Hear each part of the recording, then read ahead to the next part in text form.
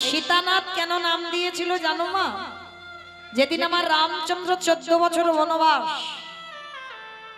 আর 14 বছর যখন বনবাসী হলো, এই যে আমাদের আজকের এই যে চতুর্দশী বাবা, এর আগে যে একাদশীটা হয়ে গেল বিজয়া একাদশী, শুধু যে আমরা মনুষ্য কুলে জন্ম নিয়ে মা আমরা একাদশীর উপবাস করেছি না, আমার রঘুপতি রামচন্দ্রও করেছিল একাদশীর উপবাস। এই যে একাদশীটা চলে গেল বিজয়া একাদশী, ওই একাদশীটা রঘুপতি রামচন্দ্র করেছিল। কেন? 14 বছর বনবাসে থাকাকালীন যখন বাবা রাবণ রাজা সীতা আমাকে হরণ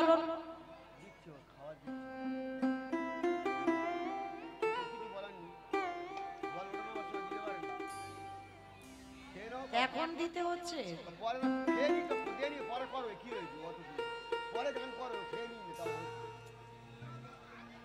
একটু আগে দিতে হয়, ঠিক যে সময় কথাটা বলবো দাদা সেই সময় হয় না, আমরা এখানে বসি হয় না, এরকম করে হয় না, একেবারে ছন্ন বিচ্ছন্ন হয়ে যাবে। শান্ত হলো অসুখটা। সবে তো আমি কথা বলা শুরু করলাম, একটু পরে দেন, একটু রাখেন। জল ওঠা না ভাই, বলে দেবো না প্রশ্ন, যারা প্রসাদ পাবে ঠিক পাবে, একটু একটু সময় করে, আর যদি দিতেন একটু আগে দিলে ভালো হতো। হ্যাঁ, যারা নিতাই গৌর প্রেমানন্দে হরি বল হরি বল হরি বল। তাহলে এই যে বাবা রঘুপতি রামচন্দ্র একাদশী বিজয়া একাদশী করেছিল কেন না? 14 বছর বনবাসে থাকাকালীন রাবণ যখন সীতামাকে চুরি করে নিয়ে গেল, তাহলে এই যে সাগরের সেতু বন্ধন করে যে আমার রঘুপতি রামচন্দ্র যাবে সীতামাকে আনতে, যে রাবণের কাছে গিয়ে যে রামচন্দ্র জয়লাভ করবে, ভগবান হয়ে বাবা নিজে ভয় পাচ্ছে যে সীতামাকে চুরি করে নিজে নিয়ে গেল রাবণ, আমি ফেরাতে পারবো তো? রামচন্দ্রের মনে ভয়। তখনই বাবা রামচন্দ্রকে আদেশ দেওয়া হয়েছিল সীতামাকে আনতে তখনই পারবে, ওই রাবণের সঙ্গে যুদ্ধ করে জয়ী তখনই হতে পারবে যদি রামচন্দ্র এই বিজয়া একাদশীর উপবাস করতে পারে।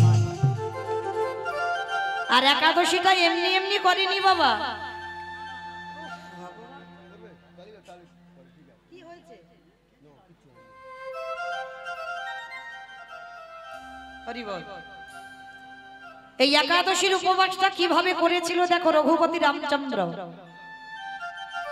এই রামচন্দ্র বাবা একাদশীর আগের দিন একটা মাটির ঘর, স্বর্ণ নয়, রূপ নয়, তামা নয়, স্টিল নয়, মাটির ঘর একটা আম্রপত্র দিয়ে প্রতিষ্ঠিত করেছিল, আর তার উপরে একটা স্বর্ণ নারায়ণের মূর্তি প্রতিষ্ঠা করেছিল।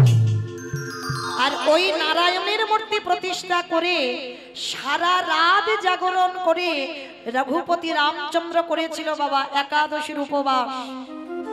কেন? শুধু সীতামাকে উদ্ধার করবে বলে লঙ্কাতে গিয়ে যাকে রাবণের সঙ্গে যুদ্ধ করে রামচন্দ্র জয়ী হতে পারে, তার জন্য ভগবানকে একাদশী করতে হলো। শুধু একাদশীর উপবাস করলো না, সারা রাত্র জাগরণ করে নারায়ণের আরাধনা করলো, নারায়ণের উপাসনা করলো। পরের দিন ওই ঘট গঙ্গায় ভাসিয়ে আর ওই যে স্বর্ণ মূর্তিটা তৈরি করেছিল নারায়ণের মূর্তি, ওই মূর্তিটা একজন ব্রাহ্মণকে দান করতে হয়েছে। ব্রাহ্মণকে দান করতে হলো। তারপরেই তো হনুমান ভল্লুকের দল এরা সাগরে একটা করে পাথর ফেলছে, পাথর ভাসছে। শুধু এরা যে কষ্ট করেছে তা নয়, আরো পশু পাখিরা কষ্ট করেছিল বাবা। দেখবেন একজনের পিঠে একটু হাত বিলানোর চিহ্ন আছে, দেখবেন কে জানো? কাঠবিড়ালি। এই কাঠবিড়ালিও আমার সীতামাকে উদ্ধার করবার জন্য অনেক পরিশ্রম করেছিল।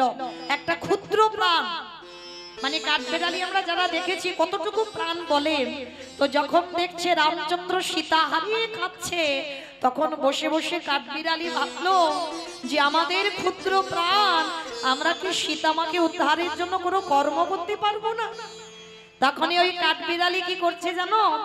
একবার করে ওই সাগরে গিয়ে ঝাঁপ দিচ্ছে, আর গায়ে তো পশমগুলো লেগে আছে জল, আর ছুটে এসে ওই বালির উপরে গড়াগড়ি যাচ্ছে। আর বালির উপরে গড়াগড়ি গিয়ে এইবার যেখানে হনুমান আর ভল্লুক একটা করে পাথর ফেলছে সেইখানে কাঠবিড়ালি গিয়ে একবার করে গায়ে থেকে বালিগুলো ঝেড়ে ঝেড়ে দিচ্ছে। তাতে কি হলো, এই যে পাথরগুলো এই যে এক জায়গায় জয়েন করা হলো, ওর মাঝখানে বালিগুলো ঢুকে এরাও বাবা ভগবানের সেবার কাজে লাগলো।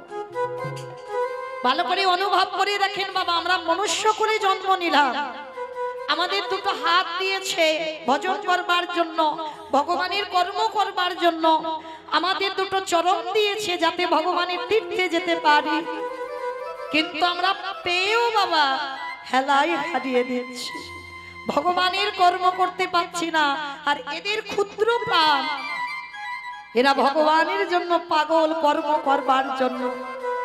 আর সেই রামচন্দ্র যখন সীতা হারিয়ে কেঁদেছিল বাবা, তা হঠাৎ আমার শিব আর দুর্গা আকাশপথে উড়ে উড়ে যাচ্ছে। যেতে যেতে জগৎজননী মা দুর্গা আমার বাবা ভোলানাথকে ডেকেছিল, প্রাণনাথ প্রাণনাথ এদিকে এসো। তুমি ডাকছো প্রাণনাথ, ভালো করে দেখো কে যেন এই জঙ্গলে কান্নার আওয়াজ, কে যেন বসে বসে কাঁদছে না। পরম বৈষ্ণব বাবা ভোলানাথ হেসে বলছে, পার্বতী ওটা অন্য কেউ নয়, তুমি যার আরাধনা করো, আমি যার আরাধনা করি, রঘুপতি রামচন্দ্রের ক্রন্দন ধ্বনি। প্রভু কাঁদছে কেন তাহলে? বলে কাঁদছে এই কারণে, রাবণ সীতামাকে চুরি করে নিয়ে গেছে, পাচ্ছে না, তাই স্ত্রীর বিহনে আজকে রঘুপতি রামচন্দ্র হাহাকার করে বেড়াচ্ছে। কারণ বাবা রামচন্দ্র তো তিনি মর্যাদা পুরুষোত্তম, এ তো আর কৃষ্ণ অবতারে নয় যে ভগবানের 16,108টা স্ত্রী ছিল, 8 জন পাট রানী। রামচন্দ্র কিন্তু এটা করতে পারবে না। রামচন্দ্র ওই একটাই ঘরণী ছিল, আমার সীতামা। সীতামাকে যখন চুরি করে নিয়ে গেল বাবা, যখন যজ্ঞ করেছিল, পাশে তো সহধর্মিনী রাখতে হয় তবে যজ্ঞ পূর্ণ হয়। কিন্তু রাম যদি মনে করত দ্বিতীয়বার বিয়ে করতে পারত, কারণ তিনি তো রাজা, তিনি তো ভগবান, কিন্তু তার এমনই মর্যাদা ছিল সীতা মাকে ছাড়া দ্বিতীয়বার বিবাহ করতে পারত, যার জন্য স্বর্ণ সীতা বানিয়ে বাবা যজ্ঞে বসেছিল, কিন্তু দ্বিতীয়বার বিয়ে করেনি আমার রামচন্দ্র। তাহলে কতটা ভালোবাসতো আমার সীতা মাকে, তা সীতা মাকে নিয়ে গেছে, পাগলের মতো রামচন্দ্র কাঁদছে। আর এই সুযোগে জগৎজননী মা দুর্গা মনে মনে ভাবছে, প্রভু আমার বহুদিনের মনের আশা, আমি একটিবার তোমাকে পুত্র স্নেহে আমি আমার হৃদয়ে ধরতে চাই, একবার তোমাকে হৃদয়ে ধরে আমার মাতৃত্বটা যেন জুড়িয়ে যায়, আমার বহুদিনের আশা। তা বাবা ভোলানাথকে বলছে, মা পার্বতী প্রাণনাথ, এই মুহূর্তে আমি একটা ছলনা করব। কি ছলনা? বলে আমি একটা মায়া সীতা তৈরি হব, মানে জগৎজননী মহামায়া সীতার রূপ ধারণ করবে, আর সীতার রূপ ধারণ করে আমার রামচন্দ্রের সামনে গিয়ে দাঁড়াবে। পরম বৈষ্ণব বাবা ভোলানাথ বলছে, পার্বতী তোমার কি মাথা খারাপ? তুমি জানো না ও কি আর আমরা কে? আর তুমি কার সঙ্গে চালাকি করতে যাচ্ছ? মানুষ মানুষকে ঠকায়, মানুষ মানুষের সঙ্গে চালাকি করে, কিন্তু ভগবানের সঙ্গে চালাকি নয়। আচ্ছা বাবা, এই যে আপনারা আমরা তো ভগবানের আরাধনা করি, কিন্তু ভগবান কার আরাধনা করে পারবেন বলতে? সে আবার যেমন তেমন ভক্ত নয় বাবা, আমাদের মতো ভক্ত হলে হবে নাকি? আমাদের মানে আপনাদের কাউকে বলছি না, আমি আমার সম্প্রদায়। সে ভক্তটা কে জানো? আজকে যার পূজা উপলক্ষে কত মায়েরা বাবার মাথায় জল দিচ্ছ। আমরা করি কৃষ্ণ উপাসনা, আর কৃষ্ণ করে পরম বৈষ্ণব বাবা ভোলানাথের উপাসনা। নিতাই গৌর প্রেমানন্দে হরি বল, হরি বল। একটা কথা মনে রাখতে হবে বাবা, এই যে আজকের অনেক মায়েরা ব্রত পালন করেছেন।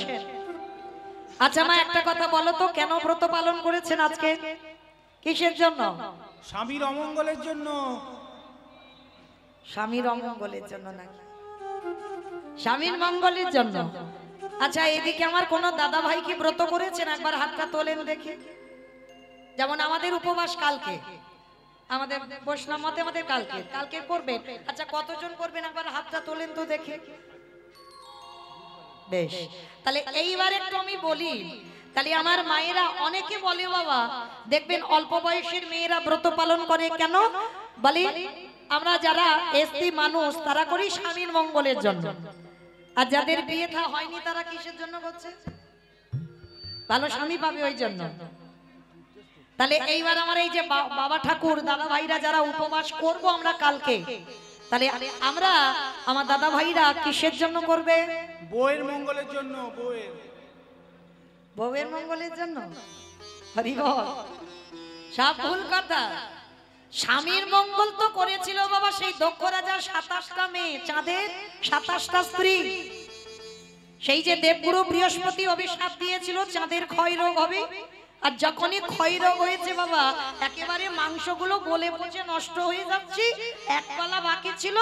আর যখনই বাবা ওই ভাইরা ভাইয়ের কাছে গিয়েছিল, আপনারা আমরা কি বলি বাবা? এই বোনেদের স্বামীদের কি বলা হয়? ভাইরা ভাই বলে তো, আমাদের ওদিকে ভাইরা ভাই বলা হয়। তাহলে চাঁদ আর বাবা ভোলানাথেরা সম্পর্কে তো ভাইরা ভাই হয়। তো যেই না চাঁদের এক পালা বাকি আছে, গিয়ে দাঁড়িয়েছে শিব ঠাকুরের কাছে, আর শিব ঠাকুর দেখা মাত্র চমকে উঠেছে। এ কি চাঁদ, তোমার কি অবস্থা, কি পরিণতি করেছে? বলে কেন? দেবগুরু বৃহস্পতি অভিশাপ দিয়েছে 15 দিনের মধ্যে আমার এই শরীরটা গলে পচে নষ্ট হয়ে যাবে। বলে তাহলে এখন করণীয় কি? বলে একটা কাজ করো, তোমার শরীরে যখন এত জ্বালা, শরীরে যখন এত যন্ত্রণা, তুমি একটা কাজ করো, আমার মাথাটা তো খুব ঠান্ডা, এইবার এক কলা চাঁদকে নিয়ে বাবা আমার জটার ভিতরে রেখে দিল। যার জন্য দেখবেন শিব ঠাকুরের মাথায় একটা চাঁদ তাই আছে তো, আর যার জন্য বাবার একটা নাম হলো চন্দ্রশেখর। আরো বলা হচ্ছে বাবার নাম শশী শেখর, পরম বৈষ্ণব বাবা ভোলানাথের নাম। তার যখন চাঁদকে এক কলা মাথায় রাখলো, এইবার 27টা মেয়ে তো স্বামীকে খুঁজে পাচ্ছে না, কাঁদতে কাঁদতে জামাই বাবুর কাছে এসে দাঁড়িয়েছে, চরণ দুটো ধরে ভোলানাথের কাছে, জামাই বাবু আমাদের স্বামীকে খুঁজে পাচ্ছি না, তুমি দেখেছো কোন রাস্তায় গেছে? সে তো 15 দিন কবে হয়ে গেছে, স্বামী বোধহয় আর বেঁচে নেই। আর জামাই বাবুর সঙ্গে কথা বলতে গিয়ে হঠাৎ দেখে না বাবা এক কলা চাঁদ শিবের জটার উপরে। 27টা মেয়ে দেখা মাত্র চমকে উঠেছে।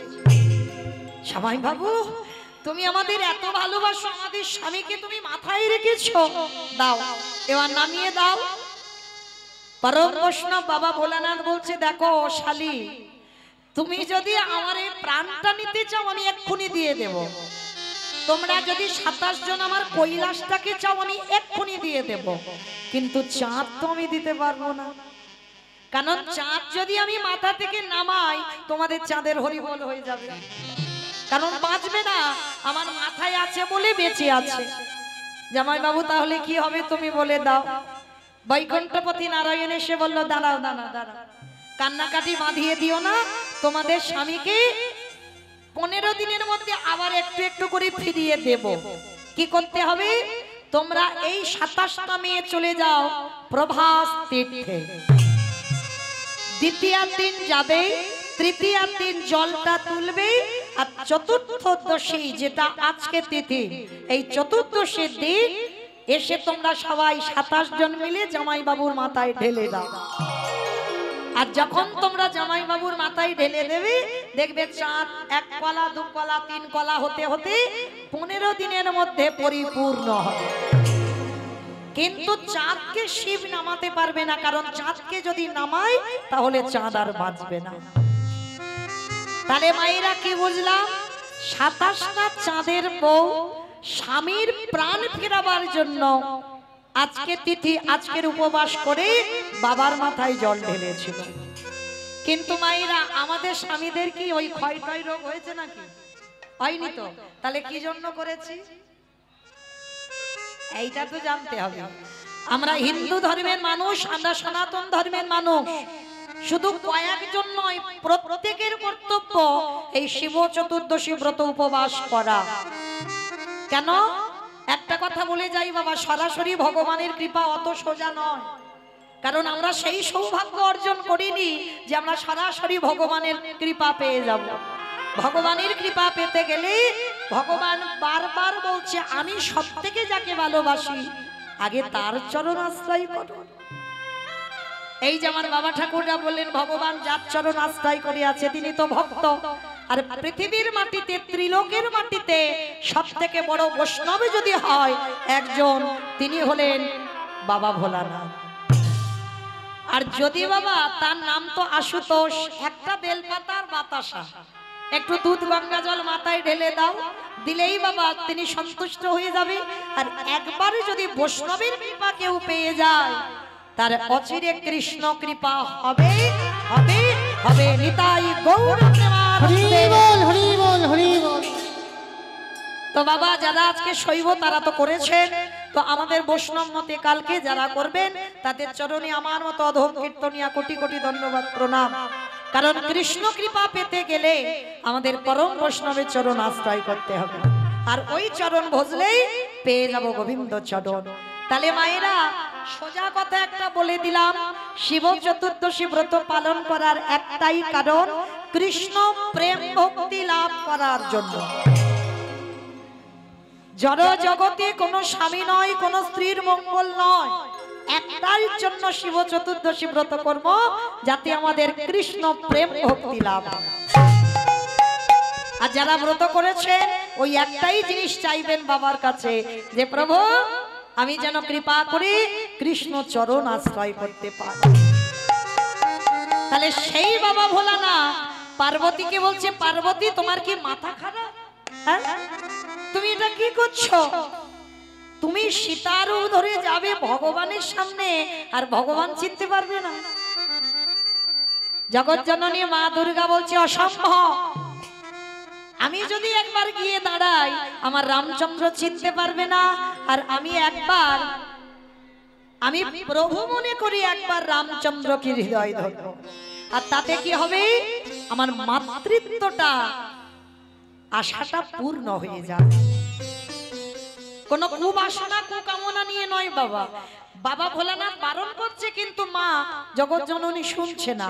এইবার সীতা রূপ ধারণ করে, এইবার যেই না রামচন্দ্রের কাছে গিয়ে দাঁড়িয়েছে, রামচন্দ্র তো ক্রন্দন করছে সীতা মার জন্য, আর যেই না ওই মা সীতা রূপ ধরেছে, পিছন থেকে রামচন্দ্র গিয়ে ডাক দিল, মা। ভগবানের সঙ্গে চালাকি হয়। যেই না মা বলে ডেকেছে, সঙ্গে সঙ্গে চমকে উঠেছে মা। কে ডাকলো? তা মা তবু ছলনাময়ী ছলনা করছে, বলে আমি মা হব কেন? আমি তো সীতা, আমি তোমার সামনে এসেছি। ভগবান কেঁদে উঠল, মা আজকে তোমার কাছেও আমি হাসির পাত্র। তুমি ভুলে গেছো আমি কে আর তুমি কে। তুমি ভাবলে কি করে আমি তোমাকে চিনতে পারবো না? তুমি আমার মা, আমি তোমাকে মা বলে ডেকেছি, তুমি আমার সীতা মা নও।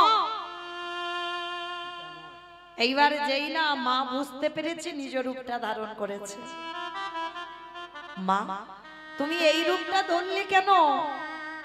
হে দয়াময়, আমার বহুদিনের আশা, একবার পুত্র রূপে তোমার হৃদয়ে ধরো। এই জন্য আজকে আমি সীতারূপ ধরে এলাম। যদি একবার তোমাকে হৃদয়ে ধরতে পারতাম, আমার মাতৃত্বটা জুড়িয়ে যেত।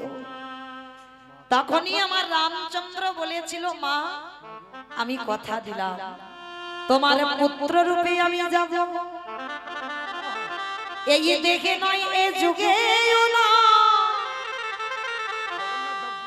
আগত কলি যুগে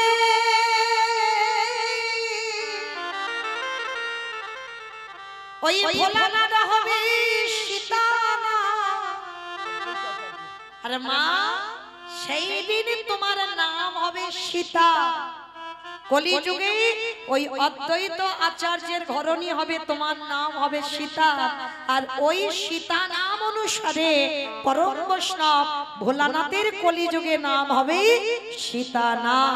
আমি এই আশীর্বাদ আমি করে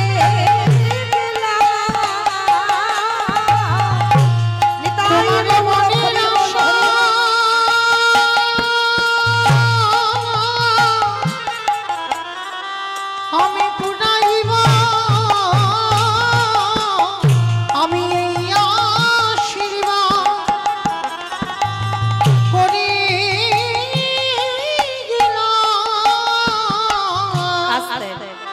তাহলে মায়েরা বোঝা গেল সেই বাবা ভোলানাথ হলো কলিযুগে অদ্বৈত আচার্য বা সীতা নাম। আর জগৎ জননী মা দুর্গা হলো সীতা দেবী।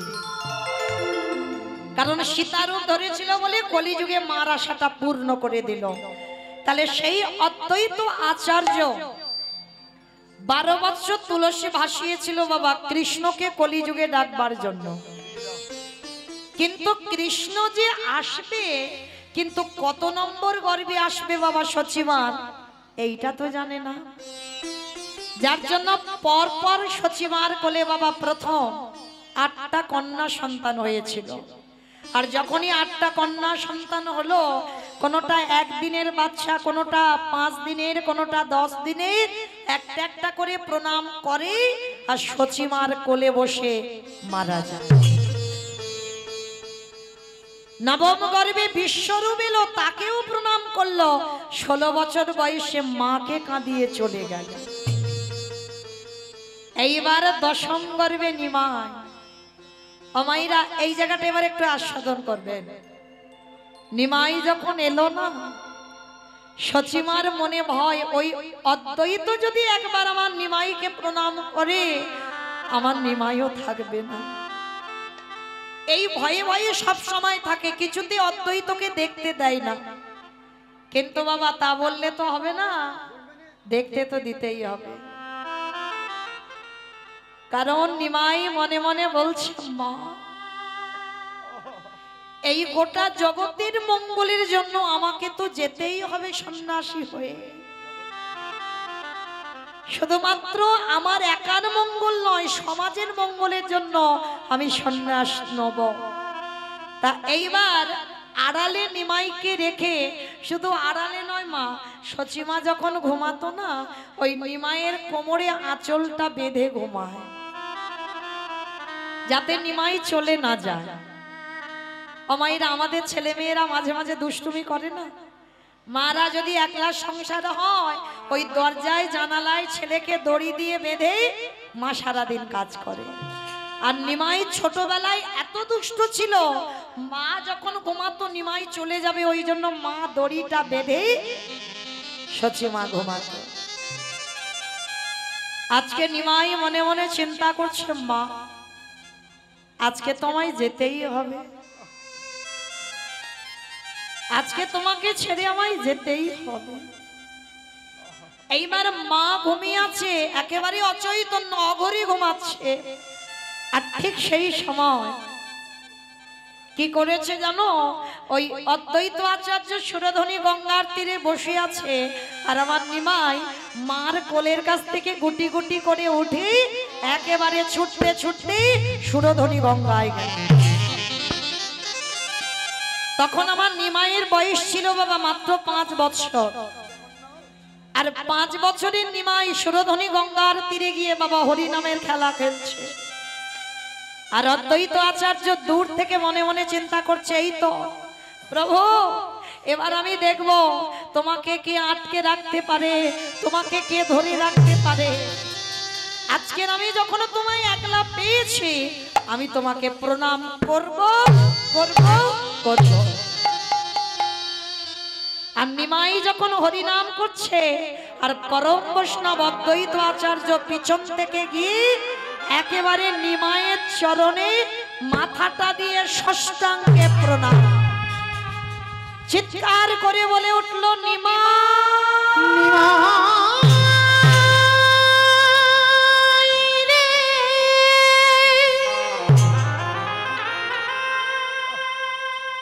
তুই নাকি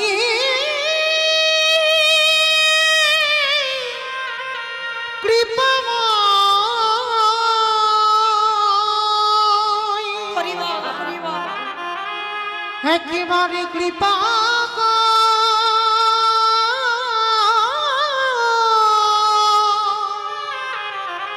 ওরে নিমাই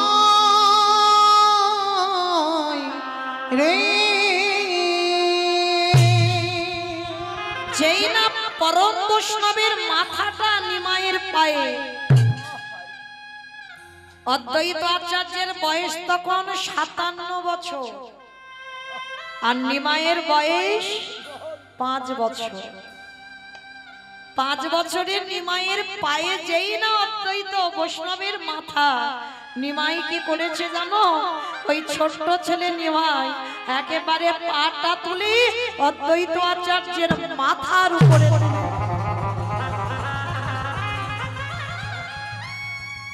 আর জানতে বাকি থাকে বাবাকে ভগবান।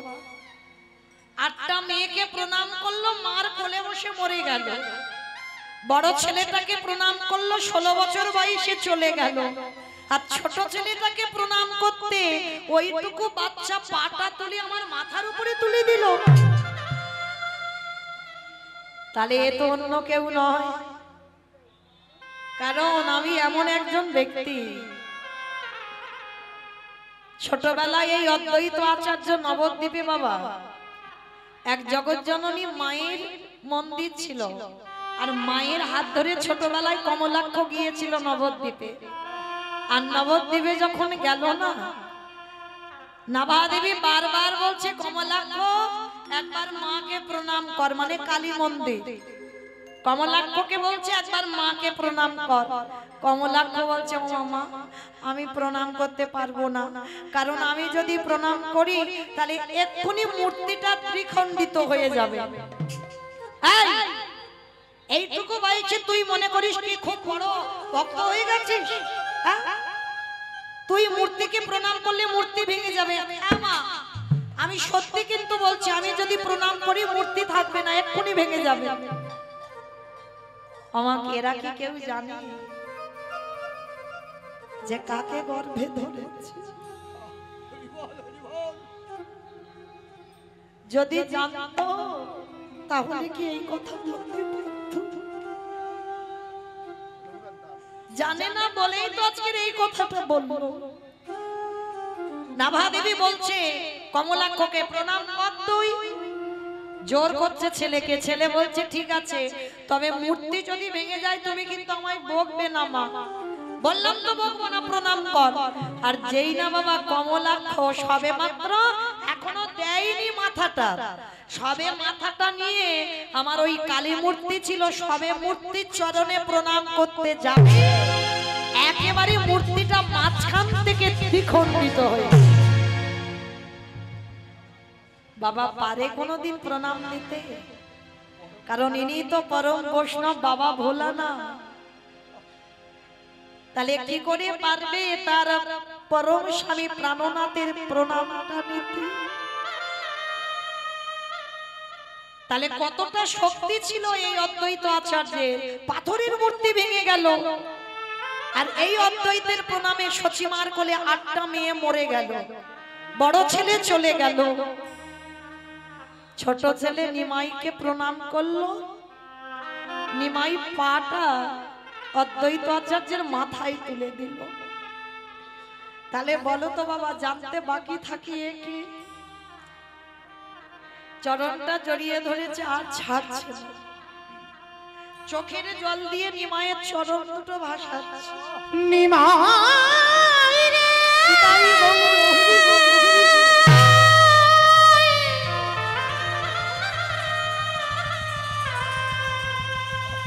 ওরে করুণা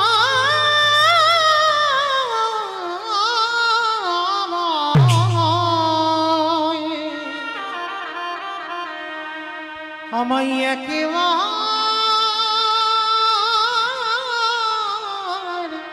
করুণা কর রে। যেই না চরণটা ধরে কাঁদছে, নিমাই বুঝতে দিচ্ছে না আরে অদ্বৈত পা ছাড়ো, পা ছাড়ো। কিছুতে ছাড়ছে না প্রভু। আমি জানি তুমি কে। আরে বাবা আমি কে, তুমি এমন করছো কেন? পা ছেড়ে দাও, পা ছেড়ে। কিছুতেই পা ছাড়ছে না। আরে কে ভগবান থাকতে পারে? ভক্ত যদি একেবারে গায়ে মনোবাক্যে কাঁদিতে পারে, কাঁদিতে পারে, অদ্বৈতকে বুকে ধরে বললেন, অদ্বৈত 57 বছরের বুড়ো আর 5 বছরের নিমাই। প্রভু আর আমাকে কিছু বলতে হবে না, আমি বুঝতে পেরে গেছি তুমি কে আর আমি কে। সেই যদি এলে এত দেরি করলি কেন? 12টা বছর তুলসী চন্দন অগুরু দিয়ে তুলসী পত্র ভাসালাম, সেই যদি এলে তো এত দেরি করলি কেন? নিমাই হেসে বলছে, অদ্বৈত দেরি আমি করি না, ভক্তের ডাক যেদিন সঠিক হয়ে যাবে সেদিন আমাকে কেউ ধরে রাখতে পারবে না।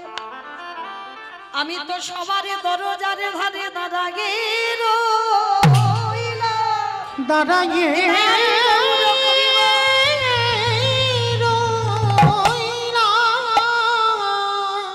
যদি আগে মার নয়ন জলে একেবারে নয়ন জলে কৃষ্ণ তোমার হলাম বলে, হ্যাঁ কৃষ্ণ তোমার হলাম বলে, যদি একজন ভক্ত ডাকার মতো ডাকে আমারে ভগবান কি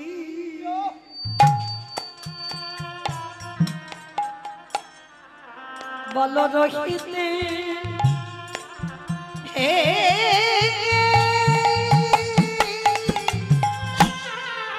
রহিতে পারে যে নয়নে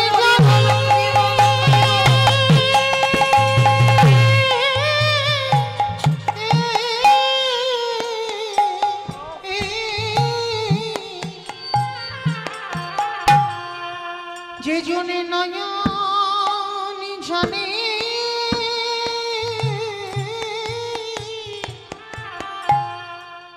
ডাকার মতো ডাকিতে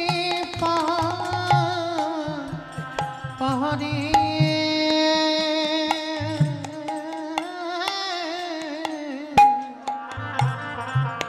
আমারে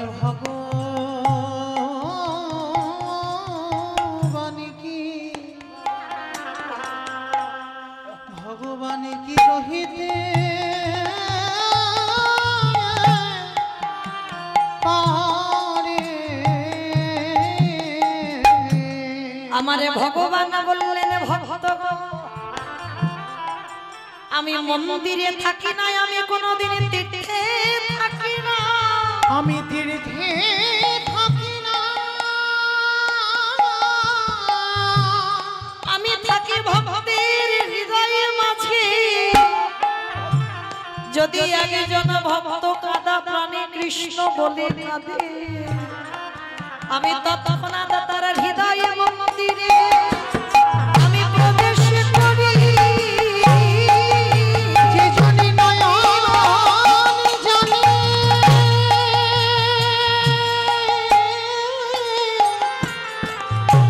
কৃষ্ণ বলে কাঁদিতে পারে, আমি হৃদয় ঘরে তৎক্ষণাৎ প্রবেশ করি। তাহলে আজকে জগতের সংসারে যেই না অদ্বৈত আচার্য কাঁদছে, নিমাই বলছে কেঁদো না। আর বাবা এদিকে ভক্ত ভগবানকে ধরে কাঁদছে, আর সন্তানের মঙ্গল অমঙ্গল প্রথমে কে বুঝতে পারে? মা। মা। ভগবান তো ভক্ত রূপ ধরে এসেছে, ভক্ত ভাব অঙ্গীকার করে এসেছে। এদিকে ভক্ত ভগবানকে ধরে কাঁদছে, ওদিকে সচিমার মনটা কুগাইছে, আর আমার নিমাই থাকবে না। অদ্বৈত প্রণাম করেছে, চোখের জল পড়েছে, বুঝতে পেরে গেছে আর নিমাই থাকবে না। এইবার সচিমা যখন কাঁদছে, সচিমার চোখের জল ভগবানের পাটা ভেসে যাচ্ছে। যখন নিমাইয়ের চরণ ভেসে যাচ্ছে, নিমাই বলছে অদ্বৈত আর কেঁদো না, দাদা ওদিকে আমার মা কাঁদছে, আমি একটু মার কাছে যাই, একটু তুমি দাঁড়াও, আমার মার বড় কষ্ট হচ্ছে, বড় কাঁদছে। আমার দয়াল নিতা, আমার দয়াল নিতা, আজ কেঁদে মালে তোরা কে কি মিলিয়া এ যে গোলকের এই যে গোলকের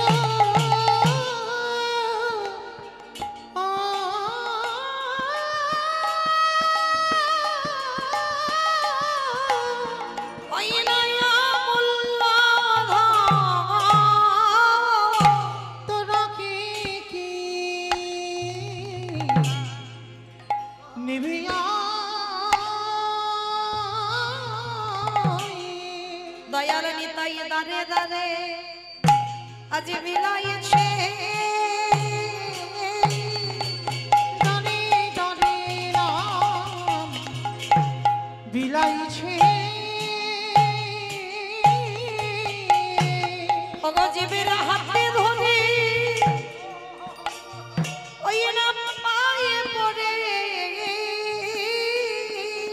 আজি দাঁড়ে দাঁড়ে রাম বিলাইছে আমাদের হবে না আমার না নানা হবে নয়া হবার বলি এমন দেবী দুর্গা ওই না মানবে জানো, নানা হবে নয়া হবার আমাদের গোবরে বলা সাধের জানো, নানা হবে নয়া হবার আমাদের পায়ে ধরা গৌর হরি, নানা হবে নয়া রে হবার আমাদের হাতে ধরা গৌর হরি, নানা হবে নয়া রে হবার এমন রাধা প্রেমে আস্বাদনা, নানা হবে নয়া রে হবার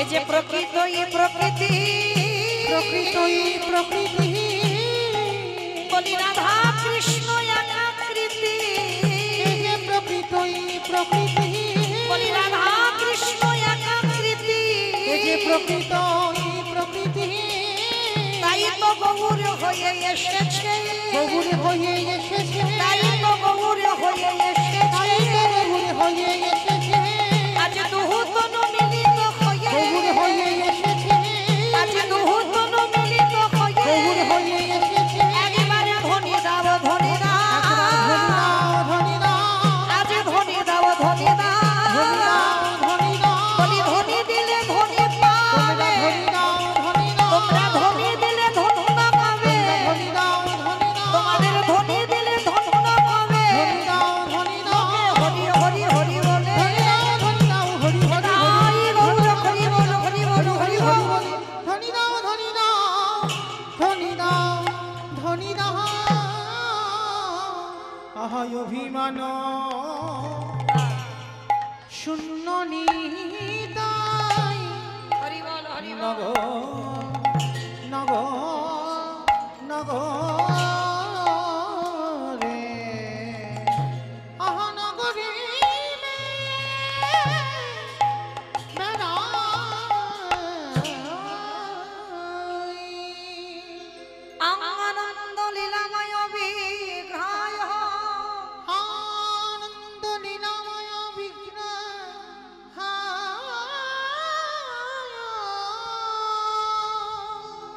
হে মহোদীপ্যচ্ছবি সুন্দরায় হে মহাদিব্যচ্ছবি সুন্দরায়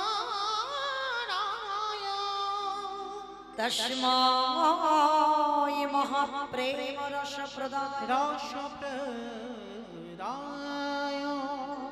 চৈতন্য চন্দ্রায় নমো নমস্তে চৈতন্য চন্দ্রায়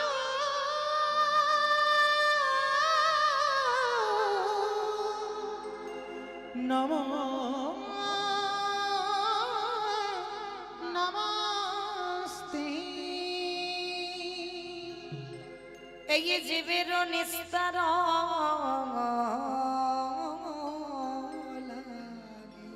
নিস্তার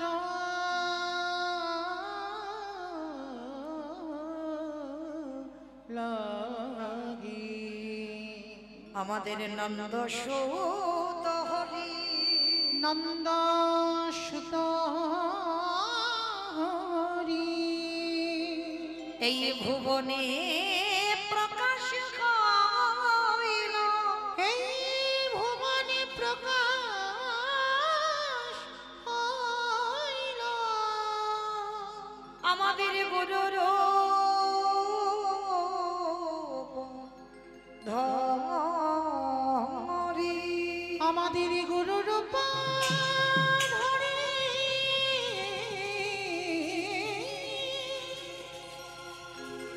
আমাদের গুরু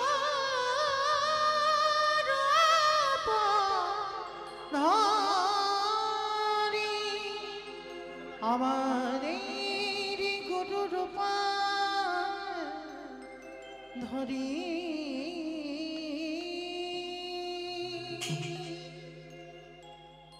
জানি তাই রাধেশ্যাম জয় জগন্নাথ জয় মহাপ্রভু হরে কৃষ্ণ একটু কম জানি তাই জয় রাধে সমবেত শুধু কৃষ্ণ অনুরাগ গৌর অনুরাগ মাতৃমণ্ডলী পিতৃমণ্ডলী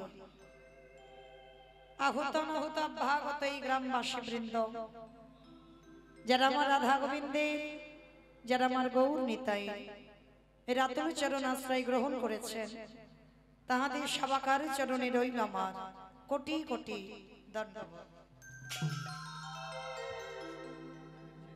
তারপরে জানাই এখানে যত সাধু গুরু ব্রাহ্মণ বৈষ্ণব আছেন তাহাদের পাদ পদ্মে রইল আমার ভক্তিপূর্ণ ধন্যবাদ। তারপরে জানাই মাগো আমি আমার পিতামাতার চরণে আমার শিক্ষাগুরু দীক্ষাগুরুর চরণে অনন্ত কোটি কোটি ধন্যবাদ প্রণাম।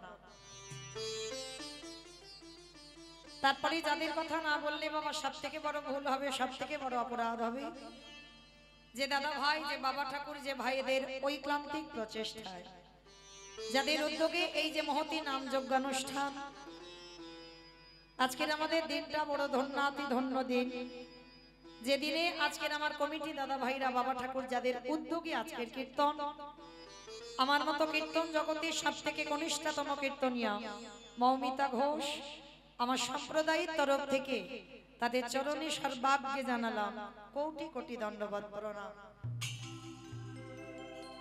প্রণাম দিলাম বাবা একটাই মাত্র কারণ, কারণটা কি? যারা কীর্তনটা গাওয়াচ্ছে বাবা, যারা কীর্তনের আয়োজনটা করেছে তারা কিন্তু জেনে গেছে এটা কলিযুগ, আর এই কলিযুগে যাগযজ্ঞ নয়, ব্রত পূজা নয়, ধ্যান তপস্যা নয়। চৈতন্য মহাপ্রভু বললেন কলির মানুষ তোরা যদি ব্রত পূজা না করিস তাতে কোনো অসুবিধা নাই, করলে তো ভালো, আর যদি না করিস তাতে অসুবিধা নাই। কেউ যদি যজ্ঞ অনুষ্ঠান না করে তাতেও অসুবিধা নাই, কেউ যদি পূজা অর্চনা না করে তাতেও অসুবিধা নাই, কিন্তু কলির মানুষকে একটাই পদ অবলম্বন করতে হবে বাবা, সেটা কি? হরিরি নাম হরিরি নাম হরিরি নাম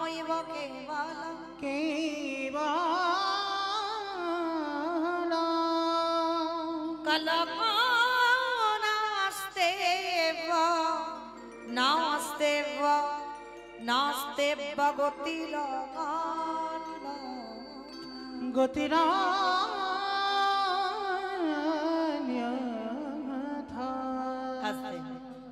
কি বোঝালেন? কলির মানুষের হরিনাম ছাড়া কোনো গতি নাই, কোনো গতি নাই, কোনো গতি নাই। একমাত্র ভব পারাপারের সম্বল হলো বাবা এই হরিনাম। আপনারা প্রশ্ন করবেন, মৌমিতা ও তো সব কীর্তনিয়ারা বলে যায়, বলে হরিনাম শোনো, হরিনাম গাও, একাদশী করো, ভগবানের চরণে তুলসী দাও, তুলসী গাছে জল দাও, তুলসী আরতি করো। ও তো সব কীর্তনিয়ারা বলে, যারা ভাগবতে বসে তারাও বলে। কিন্তু মাইরা আমরা শুধু বলে যাব আর আপনারা শুনে চলে যাবেন, হবে না। একটু হৃদয়ঙ্গ করতে হবে। এই যে কীর্তনিয়ার আমরা বলছি, হরিনাম ছাড়া মানুষের কোনো গতি নাই, কোনো পদ নাই, কোনো রাস্তাও নাই। একমাত্র সম্বল হলো আমাদের এই হরিনাম। কি বাবা, একটু হৃদয়ঙ্গ করে ভেবে দেখেন। কারণ যে জায়গাটা বসেছেন মা, ওই জায়গাটা বড় ধন্যাতি ধন্য জায়গা। আপনারা মনে করছেন বাবা এই জায়গাটা উঁচু জায়গা, কিন্তু না, এই জায়গাটা হচ্ছে নিচু জায়গা। আপনারা যে জায়গাতে বসেছেন ওই জায়গাটা হচ্ছে বাবা অনেক উঁচু জায়গা। নববিধা ভক্তির মধ্যে বাবা আগেই বলছে শ্রবণ, পরে বলছে কীর্তন। আগে শোনার জায়গা, তারপরে বলছে বলার জায়গা। আগে কিন্তু বলতে বলছে না, আগে বলছে না যে কীর্তন গাও, আগে বলছে কীর্তন শোনো। আর যদি বাবা ওই জায়গাতে বসে ঠিক ঠিক যদি কীর্তন শোনার মতো শোনা যায়, ওখানে বসেও কৃপা হয়। আর এখানে দাঁড়িয়ে যদি ঠিক ঠিক গাওয়ার মতো গাওয়া যায়, এখানেও কৃপা হয়। তাহলে হচ্ছে না কেন? গাওয়াটা ঠিক হচ্ছে না, শোনাটাও ঠিক হচ্ছে না।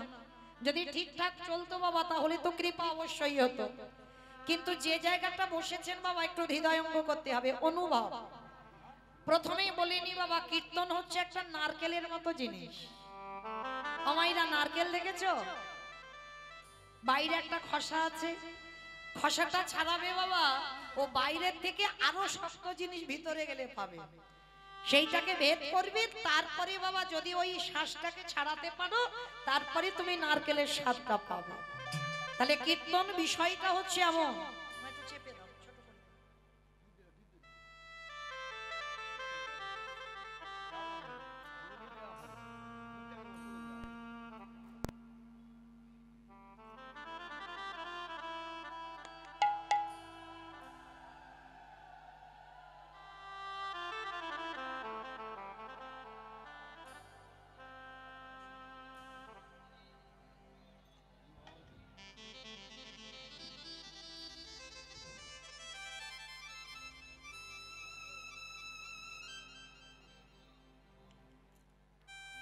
নিতাই গৌর কৃষ্ণ প্রমানন্দে হরি বল। তালি মাইরা, এই যে আমরা সবাই বলে যাচ্ছি কীর্তনিয়ারা, হরিনাম ছাড়া কলির মানুষের কোনো গতি নাই, কোনো পদ নাই, কোনো রাস্তা নাই। ভালো করে একটু অনুভব করে দেখেন বাবা, গতি আছে। যে যত বড় ধনী হোক না কেন, যার যত টাকা থাকুক না কেন, যার যত অর্থ থাকুক না কেন, কেউ যদি সারা জীবনটা বাবা দিল্লি বম্বে কাটায়, তবু মনে রাখতে হবে বাবা শেষের দিনে তোমার কেউ আপন নয়। যত তাড়াতাড়ি জানবে বাবা তত তাড়াতাড়ি তার মঙ্গল হবে। পৃথিবীতে যা যা কিছু দেখতে পাচ্ছ সব মা অনিত্য বস্তু, আর নিত্য বস্তু তো একজন, সেটা হলো আমার গৌর গোবিন্দ চরণ। নিতাই গৌর প্রেমানন্দে হরি বল, হরি বল। কিন্তু বাবা এখানে আমরা সবাই কিন্তু কথাটা জানি, যা যা কিছু দেখছি সব অনিত্য, সব দুদিনে, এটা আমরা জানি সবাই, কিন্তু মানতে চাই না, তাই না? যার জন্য তোমার সকাল থেকে আর রাত্রিবেলা ঘুমাতে যাওয়া পর্যন্ত ছেলে আমারে, মেয়ে আমারে, জায়গায় আমারে, জমি আমারে, বিষয় আমারে, বৈভব আমার, কিন্তু যতই আমারে আমারে করো না কেন, বাঁশি যদি বেজে যায় পড়ে থাকবে সরকারি খামার। এসেছো একা, তুমি যাবে একা। যেদিন এসেছিল মা তুমি সেদিন কাউকে সঙ্গে নিয়ে আসনি, একাই এসেছো। আর যেদিন ভব ছেড়ে চলে যাবে সেদিনও তুমি একাই যাবে। হাতে কিছু নিয়ে আসনি, আর হাতে করে কিছু নিয়েও তুমি যেতে পারবে না। পরনে যে দামি পোশাকটা পরবে সেটাও কিন্তু এই সংসারে টেনে খুলে দেবে। হ্যাঁ, তাহলে শেষের দিনে বাবা তোমার সাথী হবে কি না, তোমার সঙ্গী হবে বাবা কর্মফল। কতদিন হরিবাসরে দাঁড়িয়ে কীর্তন শুনেছ, কতদিন ভাগবত আসরে বসেছ, কতদিন সাধু সঙ্গ করেছ, কতদিন যাবত তুমি গুরুচরণ আশ্রয় করেছ, কতদিন একাদশীর উপবাস করছ, কতদিন তুমি তুলসী তলায় জল দিয়েছ। এই ভালো ভালো কর্মগুলো তোমার সাথ দেবে। তবে মা আমি মৌমিতা একটা গ্যারান্টি দিতে পারি, আর একজন তোমার সঙ্গী হবে। জানি না আপনাদের এই এলাকায় এই চাম্পাহাটির দিকটা নিয়মটা আছে কিনা, তবে আমার এলাকায় নিয়ম আছে। মানুষের মৃত্যুর পর কিছু সঙ্গে দাও বা না দাও, দুটো জিনিস ভাড়া করে দিতে হবে, একটা হচ্ছে খোল আর একটা হচ্ছে করতা। আর পিছনে বাজাবে বলো হরি হরি বল, বলো হরি হরি বল। কি মাইরা আপনাদের এই গ্রামে হয়তো বেশ, তাহলে দেখেন বুঝতে সুবিধা হবে। তাহলে শেষের দিনে এই যে আমরা যখন ঠাকুর বিসর্জনে যাই তখন তো ডিজে বাজাতে বাজাতে যাই, কি মা যাই কিনা? আর তাহলে যেদিন আমাদের দেহ বিসর্জন হবে সেদিন কি একটা লরিতে করে ডিজে বাজি বাজি গেলে হতো না? হবালে হতো। তাহলে হচ্ছে না কেন? এই জায়গায় আমার চৈতন্য মহাপ্রভু শিক্ষা দিলেন, ওরে কলিরজি ভালো করে ভেবে দেখ, এলি খালি হাতে যাচ্ছে সে খালি হাতে, তাহলে তোর সঙ্গী হচ্ছে কে? তোর সাথী হলো কে? এই হরি নামে যাবে। আমাদের পচা দেখো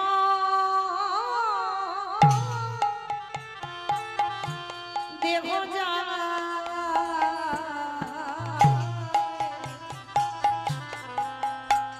যেদিনে ভাব পারি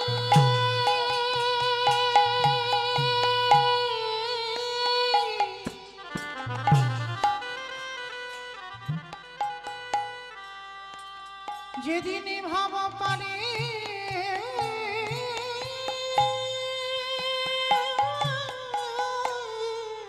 হরি বল হরি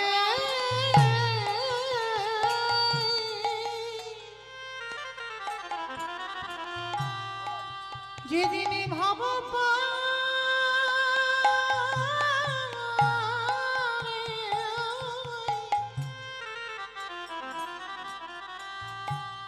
ভাব পারি চলে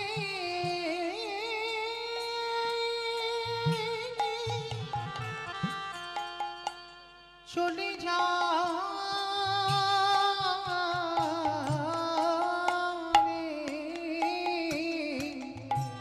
কেউ তোমার সঙ্গী নয় বাবা।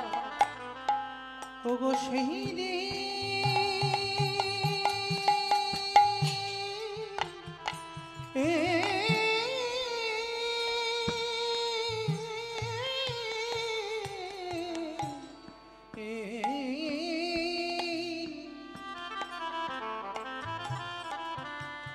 সেই দিনে নামে যাবে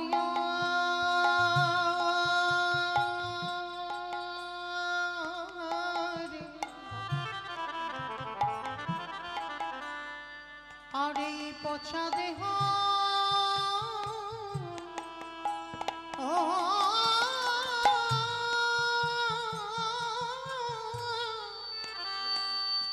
দেহ যাবে।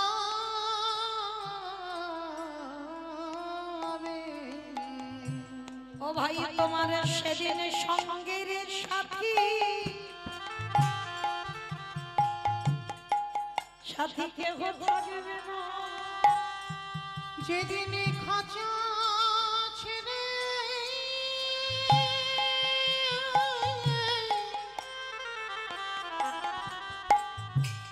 এই প্রাণ পাখি চলে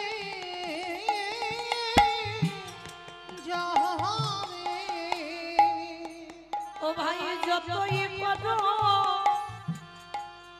আমারে সেদিনই আমার বলতে কিছু রবে না গো। আমাদের কারোর কৃষ্ণ ভজন হলো না। আমরা যেমিনি এলাম আমরা তেমনি গেলাম।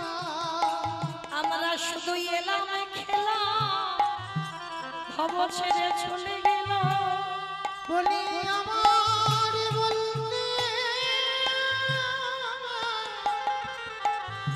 কিছু রহিল না গো। হে দয়াময় আমার মতো পাপী আর কেউ নয়। আমার কৃষি ধনে তুমি উদ্ধার করো। হে দয়াময় আমি পারে ঘাটাতে দাঁড়াই রইলাম তুমি যে ভব পানির কামানজারি, তুমি আমার কেশে ধরে টেনে নিও আমি যে মায়া মাঝে পড়ে আছি, যেন চরণে ছাড়া করো না দয়া তোমার ওই চরণে জানাই রাখিলাম। তুমি যেন চরণে ছাড়া ছড়া করো নাহি। আসতে তাহলে চলেন মায়েরা আজকের আমরা সবাই পৃথিবীতে যদি বাবা সবাইকে ভুলে যায় কিন্তু একজনের চরণ যেন কোনোদিন না ভুলি, যেটা হলো আমার গৌর গোবিন্দ চরণ।